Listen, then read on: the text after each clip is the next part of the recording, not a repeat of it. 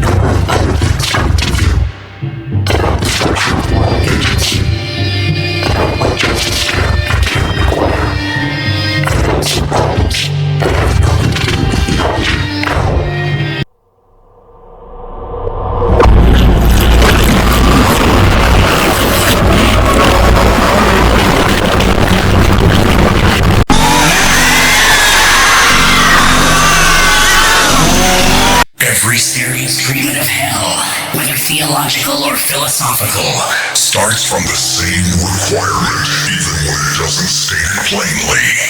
The torment has to be deserved, and for it to be deserved, there has to exist a subject capable of having committed a wrong, capable of understanding what was done, and capable of suffering its appropriate consequence in a way that means something morally. Justice requires an addressable self. Punishment that lands on no one in particular, or that can't be recognized as punishment by the one undergoing it, isn't justice. It's just harm happening. This is why the epistemic conception seems so morally attractive in the first place. It appears to solve proportionality without any of the crudeness. The punishment is the revelation. Nothing more, nothing less. And it requires nothing supernatural beyond the withdrawal of ordinary ignorance. You didn't need to be burned. You only needed to be shown.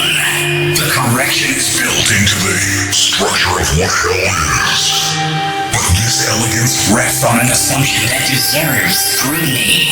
The assumption is that perceptual limitation works like a filter placed between the moral agent and moral reality. A veil that, if lifted, would reveal the agent more fully to herself, make her more responsible, complete a moral arc that ordinary life left unfinished. On this picture, we are already who we are, and the limits just prevent us from seeing clearly. Remove them, and you get a better view of the same person. I want to turn that picture over, because I think it's wrong. In a specific and important way. Perceptual limitation isn't a filter placed over the agent. It's part of what constitutes the agent. Remove it, and you don't get a more complete version of the same person. You get something that is no longer a moral agent at all.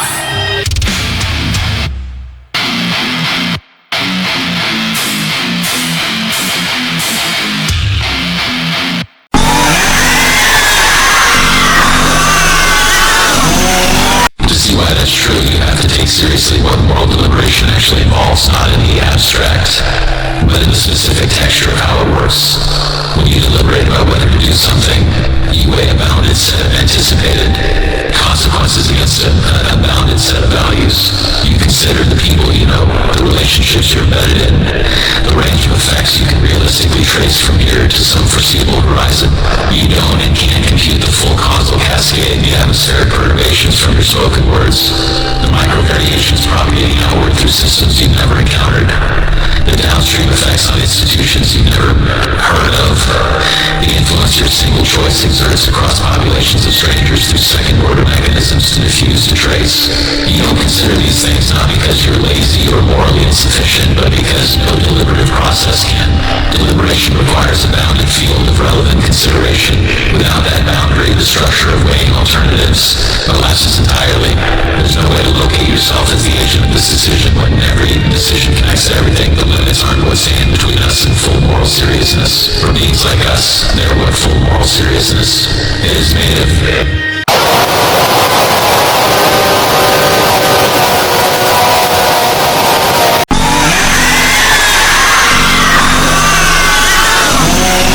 There's something in Kant that's useful here, though I want to be honest about the limits of the parallel from the start. Rather than letting it do more work than it can, Kant argued that space, time, and the categories of the understanding aren't properties of the external world that we discover through perception. They're the structures through which experience is organized at all, not things we look through, but part of what it means for there to be an experiencing subject. Remove them and you don't get a subject with a wider view, you get nothing.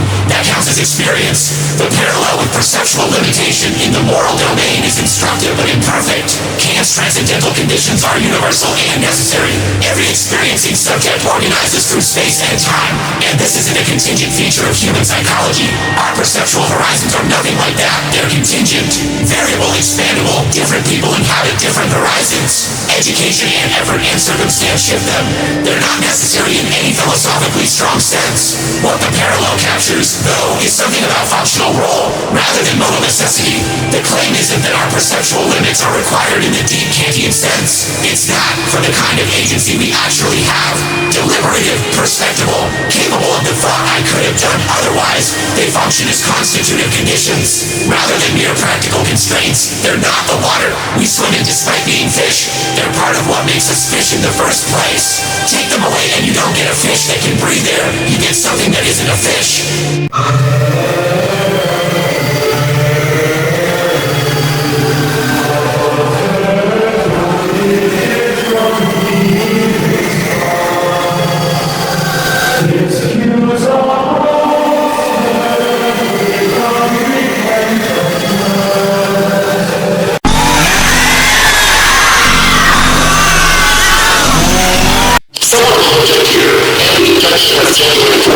So I'm not assuming that rather than rush past it, why can't we overcome the beliefs that we have a different kind of moral agency perhaps richer already on different principles built for one view? One should expand the perception of dissolution rather than transformation into something more morally capable. The objection matters because it challenges the whole new line of thinking. If the dissolution I'm describing is just a response of a mind that wasn't built for what it's being asked to see, rather than a necessary consequence of expanded perception, then maybe the problem is architectural, not structural. But the objection runs into its system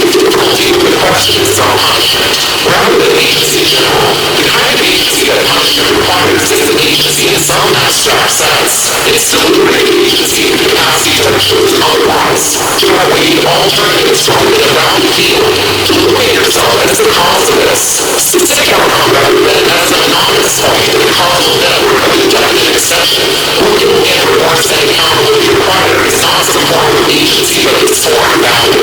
Perceptible, capable of the thought I could have done differently, of being the full causal knowledge might be something, but collaborative. Has it would have that, and without that, the concept of punishment stops making sense. You can't administer something you without choosing otherwise. You can't be held responsible by the standard of deliberation you no longer possess.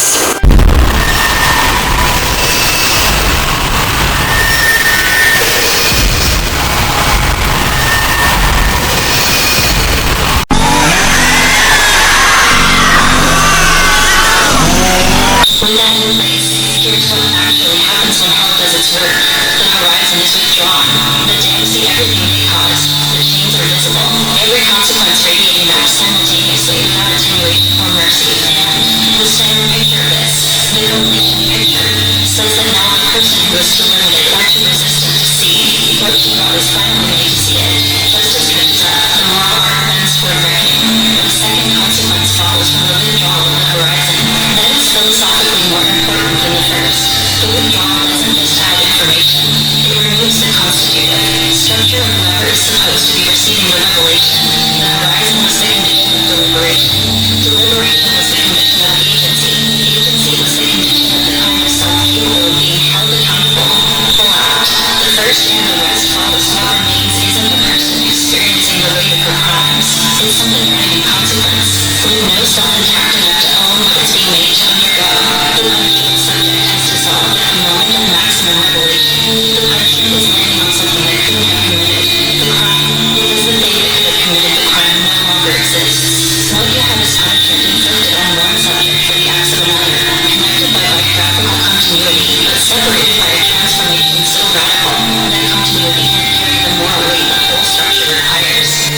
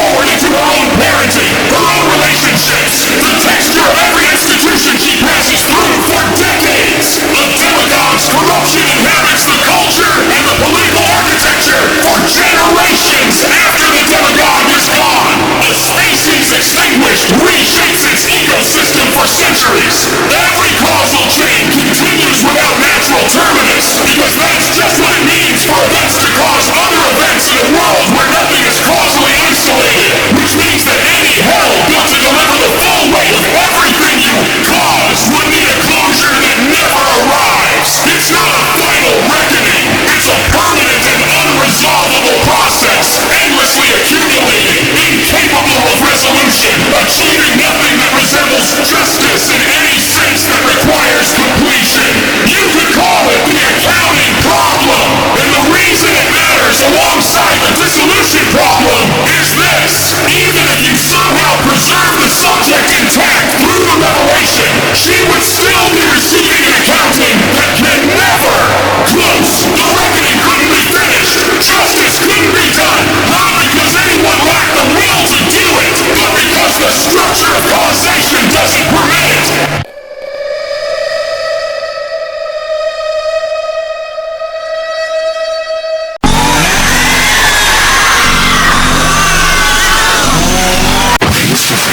The dissolution of the subject and the impossibility of closure don't just defeat a punitive conception of hell. They own a different space. And it's worth spending some time there. If complete moral accounting is not merely devout, but structured or available. If every life operates harms forward through causal chains and never close, then the impossibility of final reckoning isn't a problem to be solved. It means the feature around which any serious moral cosmology has to orient itself. The tradition has usually presented grace as surplus, God-giving law and obligation liars, harming where punishment was owed, mercy exceeding justice. That friendly assumes a closed ledger that God graciously decides not to enforce.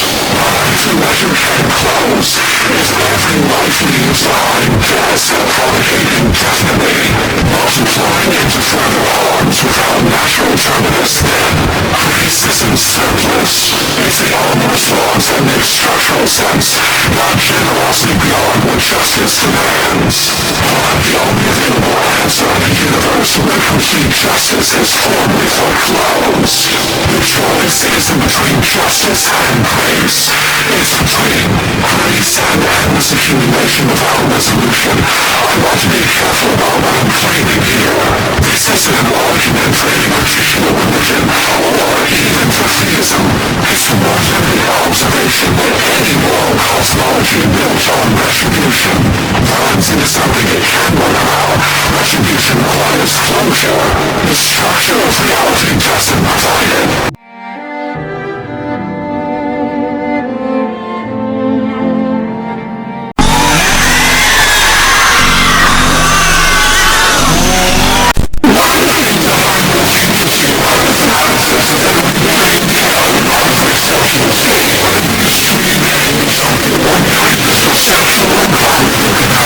Increase.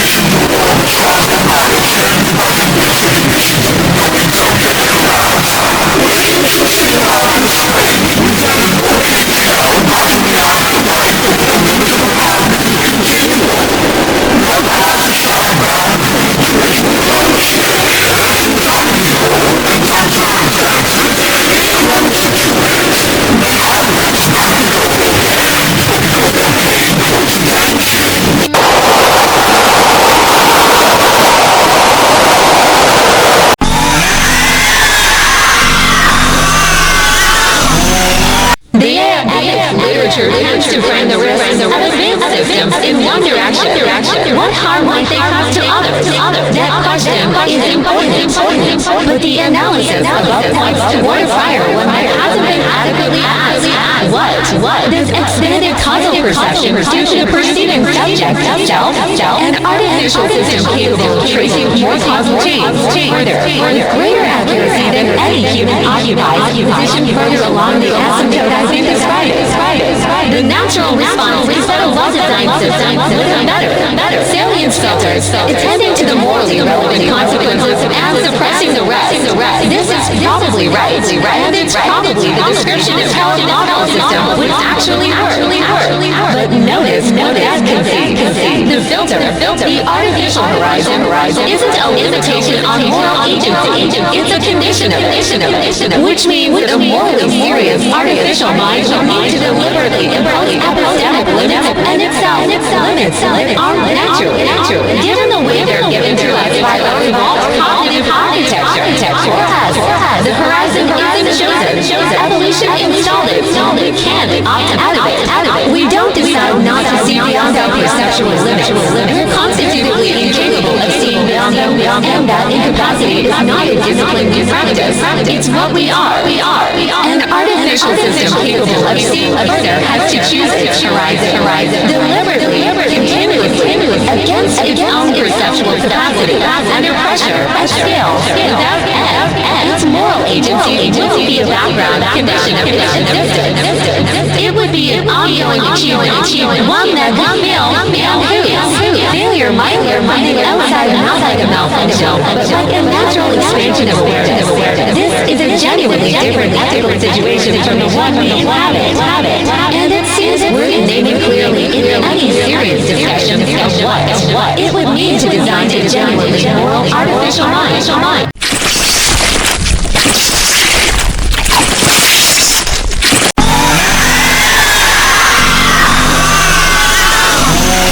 The same logic applies in less dramatic form to human cognitive enhancement, and this is where the analysis touches on debates that are already active in bioethics and are going to become more pressing.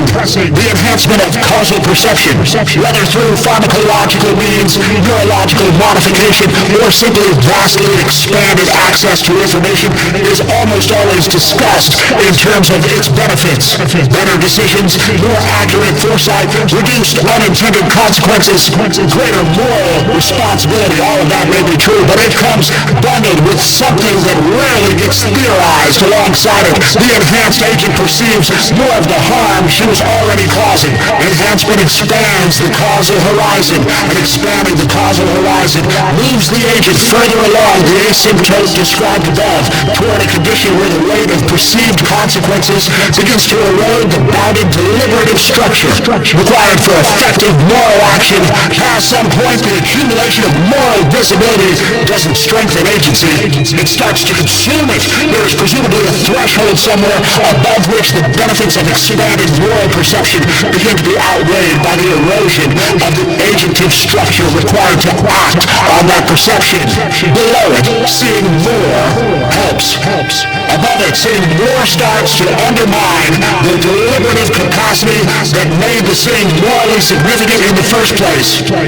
Where exactly that threshold falls is an empirical question as much as a philosophical one, and it almost certainly varies across individuals' architectures and social contexts. The point isn't to specify it. The point is that it exists, and that the assumption common in both enhancement literature and AI development that expanded causal perception is directionally beneficial up to some practical limit is structurally wrong. The limit isn't just practical. It points toward the dissolution of the very capacity it was supposed to improve.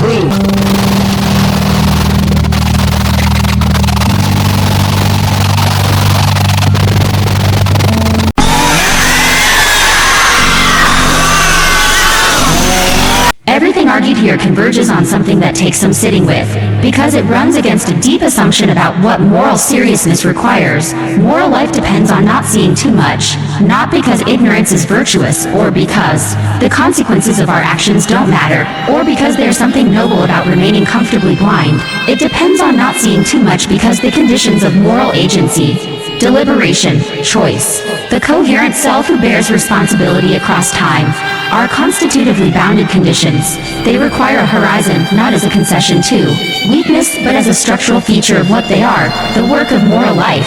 As I understand it coming out of this argument, is to remain on the inhabitable side of that threshold, to take seriously what can be seen, without pretending the unseen is absent, without being paralyzed by the knowledge that the unseen is vast, to act at the specific resolution where agency remains coherent and action remains possible. That sounds modest, and in some ways it is, but it isn't complacency. It's the condition under which anything morally significant can happen at all. Hell, then, is real in at least one sense regardless of any theological commitment. It names the place where the conditions of moral agency disappear, the point where consequence floods every structure that was built to bear it, where guilt accumulates in a system that has lost the self required to own it. Not punishment, not justice, pure irresolution, without the agent who could resolve it. The epilogue of the epistemic hell is not damnation, it's something stranger and in some ways worse, the permanent suspension of the possibility of moral meaning in a subject that has been deprived of the bounded perspective that made moral meaning possible in the first place. Whether any theology can survive that observation is not a question this essay can answer. That it can't answer isn't a failure, it's the shape of the problem. You arrive expecting fire, you prepared for fire, the way you'd stand where your face would do. Instead, arithmetic, every harm you threaded through the world unspools. Backward into your chest, a kid in some town you drove through once, whose mother worked nights, who had nobody to talk to but you, that one bad summer, who said something years later to someone whose name you'd have no reason to know. You see how it goes? You've always known how these things go. The accounting is so complete it stops needing you. Present, you are no longer the one on trial. You become the weight itself, pressing down on a floor that was you. That is now just floor. Justice found the house empty. It's been there ever since. I haven't been back.